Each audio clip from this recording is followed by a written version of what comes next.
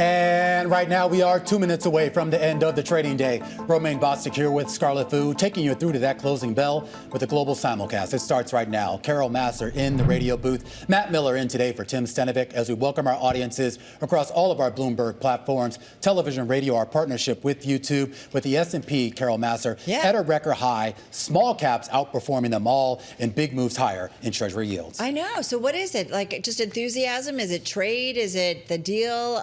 The massive spending and tax cut bill working its way through. I mean, it's pretty interesting to see this enthusiasm, and I'm just kind of again thinking about earnings that are coming up in a couple of weeks, whether or not it will support all of that. What? You continue to do your best not to say one big beautiful bill.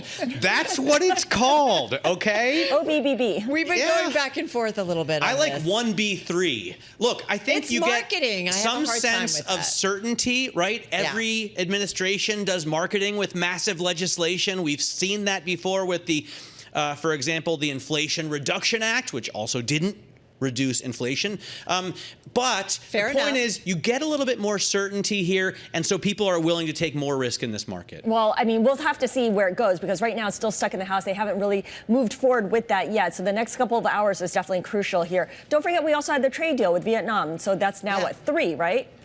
Yeah, they're going to pay us 20% tariffs on all the goods they ship here. 40% which is for a the relief. transshipment, right? Yeah. Is that how it works? Okay. All right. Well, we do get some news on the trade front that is a net positive for stocks, assuming that there is follow through and that bill working its way through Congress, that big budget bill.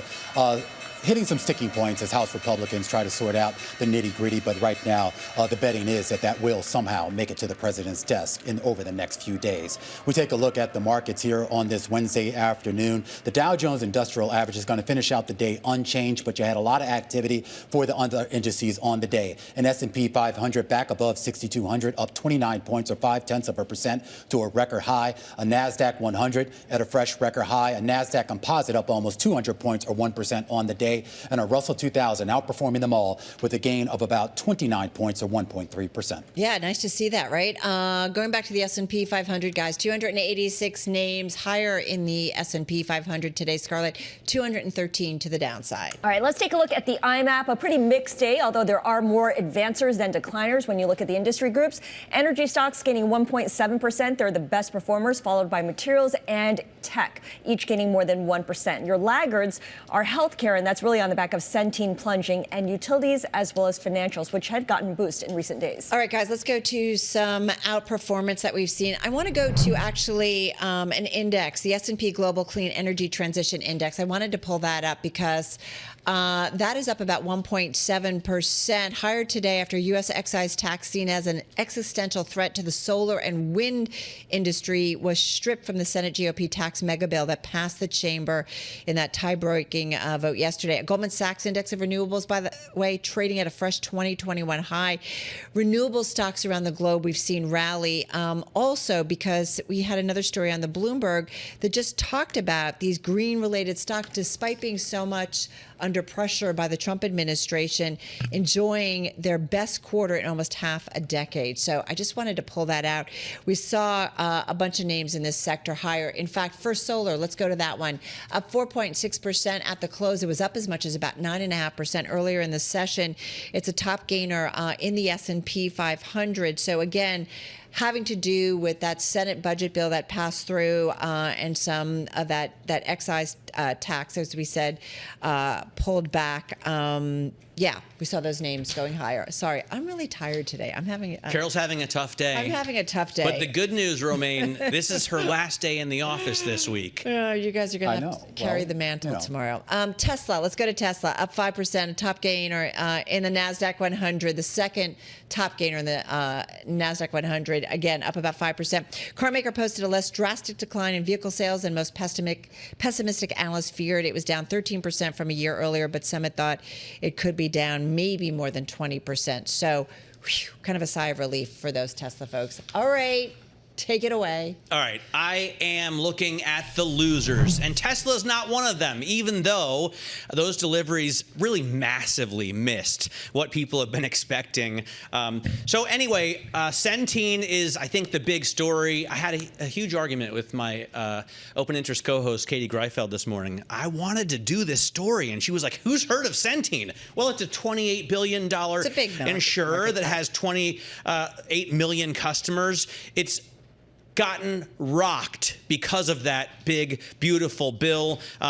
Most of Centene's business is Medicare or ACA, and that obviously being scaled back, and this is going to result in earnings headwinds of as much as $1.8 billion. A lot of analysts, or at least two that I saw this morning, cutting their view on the health insurer, maybe more now that we're at the close. It really goes to the idea that these health insurance companies have been so consistent with being able to project out what their financials look like that when they can't, this is the kind of reaction they get. Yeah, absolutely. And they're bringing down a lot of other healthcare companies with them. Molina, I haven't pulled these up, but Molina, Elevance, Oscar Health are all big losers today. I want to move on to Intel because the chip maker is off at the close after Reuters reported that the CEO, Lip Bhutan, is exploring a potential strategy shift in the foundry business that would entail no longer making or marketing certain chip making technologies to external customers. Reuters citing people familiar there. We haven't independently confirmed it, but you can definitely see that the shares are off 4.25%. And then I think Adobe is an interesting loser today because of a big winner, right? Figma is expected to be one of the biggest IPOs this year. It almost got sold for $20 billion a couple of years ago. So it's a software design startup. It only has like less than 250 million in revenue a quarter, so I guess $1 billion a year. 20 times sales seems, I guess, okay for this kind of what I'm told is a very sticky software service that could really impinge on Adobe and compete with that company. And that's why Adobe is having a tough day in the market today, down 3.5%. All right, a lot of activity in the equity market today, but even more activity when it comes to bonds. Treasury yields, bear steepening on the day. As you see the mismatch there between what we see on the shorter end of the curve and the longer end of the curve. Yields higher on your 2-year by only about a basis point, but up about 4 to 5 basis points when you go from 10 to the 30-year levels. We should point out some of this is related to some of the fiscal issues going on here in the U.S. and some of this, of course, a bit of a rollover from what transpired over in the U.K. earlier today with some concerns about the fiscal situation in the U.K.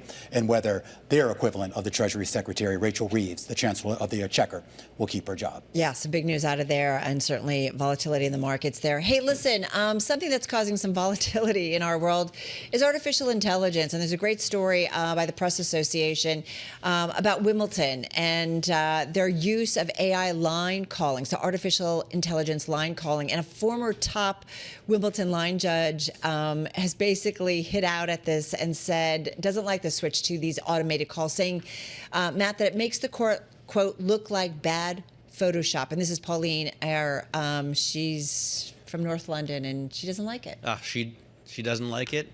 I mean, I get it. Why would Wimbledon do this? They still make people wear all white. So, stick with the old, stick with the traditional. But of course, they already have the Cyclops and have had it for what, 2 decades? Yeah, I mean, this seems a little bit like sauerkraut. I mean, I understand why she would be upset, but the idea here is that it's more accurate. And it doesn't really seem to address that issue, which is, of course, the tennis players that for years argued about this idea about the human fallibility of these calls and if you can use technology. And look, we've seen this play out in other sports, right? Whether it's MLB, whether it's in the NFL, where you can take certain elements of the game, rely more on computers and cameras and other things to ensure that what's being called is actually supposed to be called. We'll never have a moment where John McEnroe yells at the line judge and throws a major fit like he did in 1981 at Wimbledon. That's the most important. Look, I think viral moments. In other sports, it's great, right? You want AI calling offsides in soccer because it's frustrating when that call is bad, but you also want to see John McEnroe throw his racket, don't you?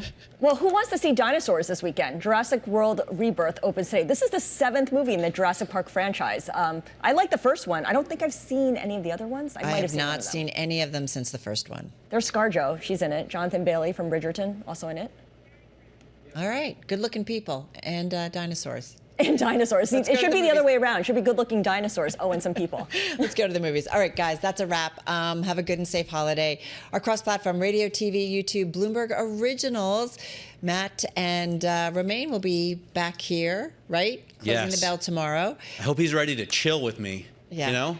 Well, maybe he's I like ready to take to my chill time, you know? Yeah. I like to marinate on things. All right, well, they're going to continue on TV. We're going to continue here on radio. All right, guys, we'll see you tomorrow.